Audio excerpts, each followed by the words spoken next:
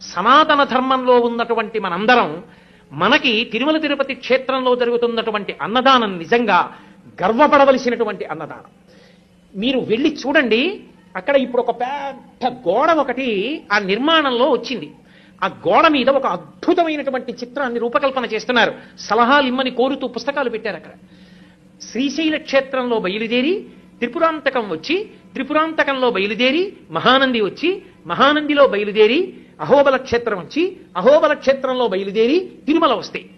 ఈ మధ్యలో ఉన్నటువంటి కొండలు పరమ పావనమయ్యా నంది మండలము అది ఎలా ఉంటుందో ఒక ఊహాచిత్రంగా ఊహిస్తే, ఆ కొండల మధ్యలోంచి ఎన్నో కొండలు, ఇన్ని కొండల మధ్యలో ఉన్నటువంటి ఈ క్షేత్రములను, కొండ మీద ఉన్న క్షేత్రాలకి ఉన్న మార్గం ఒక పెద్ద పావు మిలికలతో పడుకున్నట్టుంటుంది. అది వెంకటాచలం దగ్గరికి వచ్చేటప్పటికి పడగలు విప్పి శేషుడు అవుతుంది. దాని మీద ఆనంద నిలయం ఒక మణి అవుతుంది. ఆ మణిలో పరమేశ్వరుడు వెంకటాచలపతి ఉంటారు.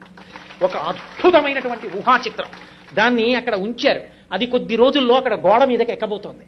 నాకనిపించింది శ్రీశైలం అద్భుతమైనటువంటి క్షేత్రం. మల్లికార్జున లింగం అక్కడ. ఆ శ్రీశైల లింగం జీవబ్రహ్మ అభేదాన్ని తెలియచేస్తుంది. అటువంటి లింగస్వరూపంగా మనందరం మొట్టమొదట పరబ్రహ్మంతో కలిసి ఉన్న వాళ్ళమే ఏ కారణం చేతనో కానీ జారిపోయాం, విడిపోయి జీవుడయ్యాం.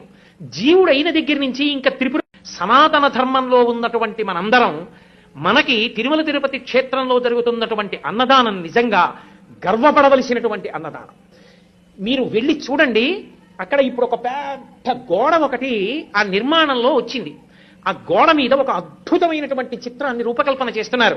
సలహాలు ఇమ్మని కోరుతూ పుస్తకాలు పెట్టారు. అక్కడ శ్రీశైల క్షేత్రంలో బయలుదేరి త్రిపురాంతకం వచ్చి, త్రిపురాంతకంలో బయలుదేరి మహానంది వచ్చి, మహానందిలో బయలుదేరి అహోబల క్షేత్రం వచ్చి, అహోబల క్షేత్రంలో బయలుదేరి తిరుమల వస్తాయి.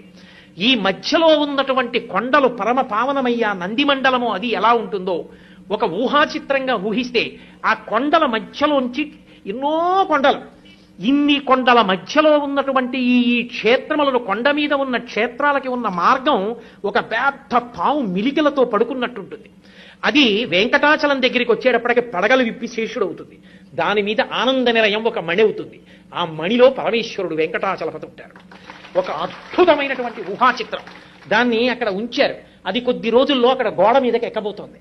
నాకనిపించింది శ్రీశైలం అద్భుతమైనటువంటి క్షేత్రం. మల్లికార్జున లింగం అక్కడ. ఆ శ్రీశైల లింగం జీవబ్రహ్మ అభేదాన్ని తెలియచేస్తుంది. అటువంటి లింగస్వరూపంగా మనందరం మొట్టమొదట పరబ్రహ్మంతో కలిసి ఉన్న వాళ్ళమే ఏ కారణం చేతనో కానీ జారిపోయాం, విడిపోయి జీవుడయ్యాం. జీవుడైన దగ్గర నుంచి ఇంకా త్రిపుర